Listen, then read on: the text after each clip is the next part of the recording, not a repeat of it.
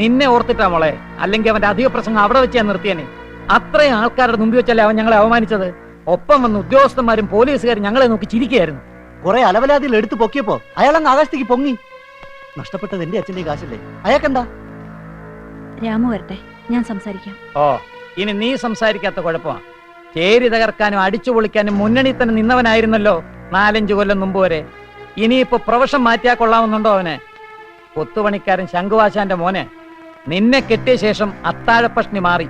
പണവും പ്രതാപവും വന്നപ്പോ അടുത്ത വടി പിന്നെ പൊതുപ്രവർത്തനമാണല്ലോ. എന്താ വലിയ ഇലക്ഷന് നിൽക്കാൻ ഉദ്ദേശമുണ്ടോ അദ്ദേഹത്തിന്? അച്ഛൻ എന്തൊക്കെയായി പറയുന്നേ? വളരെ ഡെലിക്കേറ്റാ രാമുവിന്റെ മനസ്സ്. ഇങ്ങനെയുള്ള വയലന്റ് സിറ്റുവേഷൻ ഒന്നും ഇഷ്ടമല്ല. ഇതൊന്നും അല്ല കാര്യം. അച്ഛനും ചേച്ചിക്ക് ഒരു അബദ്ധം പറ്റി. പട്ടയെ പിടിച്ചാ നിങ്ങൾ മെത്തേ കിടത്തിയത്. ഇത് സാധാരണ അട്ടയല്ലല്ലോ, ബുദ്ധിരാക്ഷസനായ അട്ട. അതുകൊണ്ട് കുറെ കാലം സുഖിച്ച് അനങ്ങാതെ കിടന്നു. പിന്നെ ഒരു അവസരം വന്നപ്പോ വംശഗുണം കാണിക്കണമല്ലോ, അത് ദാ ചെളിക്കുഴിയിലേക്ക് ഇറങ്ങി. ആരാടാ നീ അട്ടെന്ന് വിളിച്ചത്? പറയടാ, പറയാൻ. കോൺഫറൻസിൽ പറഞ്ഞ കാര്യങ്ങൾ എനിക്കും അറിയാം. രാമുവിനോട് പറഞ്ഞ വാക്ക് പാലിക്കാതെ തോന്നിയാസം കാണിച്ചിട്ട് ഇപ്പൊ വന്ന്. ഞാനൊന്നും മറന്നിട്ടില്ല അച്ഛാ. എന്നു മുതലാണ് അച്ഛൻ ഈ ഭാരതി കൺസ്ട്രക്ഷൻസിന്റെ ചെയർമാനായത്? ആരാണ് കസേരയിട്ട് തന്നത്? എന്റെ രാമു. ആ മനുഷ്യന്റെ ഒറ്റ കഴിവുകൊണ്ടാണ് ഇന്നിങ്ങനെ ബഹളം വയ്ക്കാൻ നിങ്ങൾക്ക് ധൈര്യം വന്നത്. അല്ലായിരുന്നെങ്കിൽ ഏതെങ്കിലും പഞ്ചായത്ത് കലിങ്ങിന്റെയോ ലക്ഷ്മിയുടെ കോളനിയുടെ പണി നടക്കുന്നിടത്ത് മുണ്ടും മാടിക്കുത്തി വെയിലത്ത് പണിയും നോക്കി നടക്കുന്ന വെറും ഒരു കോൺട്രാക്ടറാണ് ഇന്നും അച്ഛൻ. കൊത്തുപണിക്കാരൻ ശംഖുവാശാന്റെ മകൻ എഞ്ചിനീയർ രാമചന്ദ്രൻ ഈ ഭാരതിയെ കല്യാണം കഴിച്ചതിന് ശേഷമാണ് നീയൊക്കെ എസിയും ഫോറിൻ കാറും ഒക്കെ കണ്ടു തുടങ്ങിയത്. മൾട്ടി ക്രോസ് ബിൽഡർ എന്നും പറഞ്ഞ് ഞെളിഞ്ഞ് നടക്കാൻ തുടങ്ങിയത്. Only because of merit Ramu അങ്ങനെ എഞ്ചിനീയർ ആയത്. വിത്ത് റാങ്ക്. തിരുത്തിയിട്ടില്ല ആ റെക്കോർഡ് ഇന്ന് വരെ ആരും. 5 ലക്ഷം കൊടുത്തിട്ടല്ലേടാ കഴുതേ അച്ഛൻ തന്നെ മണിപ്പാലിൽ എഞ്ചിനീയറിംഗ് പഠിക്കാൻ അയച്ചത്. എന്നിട്ട് എന്തായി? നിനക്ക് നേരാവണ്ണം ഒരു വര വരയ്ക്കാൻ അറിയോ?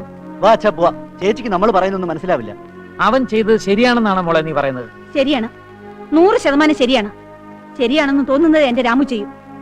അച്ഛനായാലും ശരി, അനിയനായാലും ശരി, ആരെന്ത് പറഞ്ഞാലും ഭാരതിക്ക് ആ വിശ്വാസം മാറില്ല.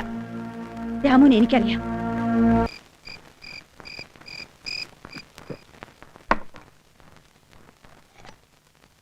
അച്ഛൻ പറഞ്ഞത് നേരാ. അന്തസ് എല്ലാവർക്കും ഒരുപോലെയല്ലേ? അത്രയും ആൾക്കാരുടെ മുന്നിൽ വെച്ച് എന്റെ അച്ഛനെയും അനിയനെ അപമാനിച്ചത് ഒട്ടും ശരിയായില്ല. ചേരി പൊളിക്കുന്നത് സ്ഥലം ഒഴിപ്പിച്ചെടുക്കുന്നതും നമുക്ക് പുതിയ അനുഭവമൊന്നും അല്ലല്ലോ. രാമുവും പണ്ട് ഇതിനൊക്കെ കൂട്ടു നിന്നിട്ടില്ലേ? പിന്നെന്താ ഇപ്പൊ മാത്രം ഒരു പുണ്യാളന്റെ കുപ്പായം എടുത്തിടുന്നത്?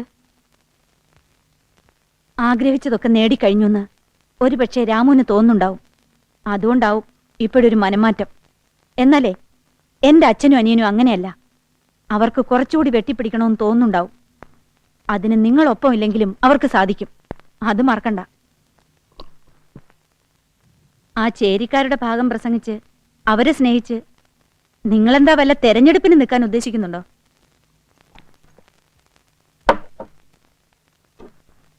മതി കുടിച്ചത്. വാശി കാണിച്ച് ഇനിയും കുടിക്കാൻ ഞാൻ സമ്മതിക്കില്ല. ഞാൻ സമ്മതിക്കില്ല എന്ന് പറഞ്ഞില്ലേ?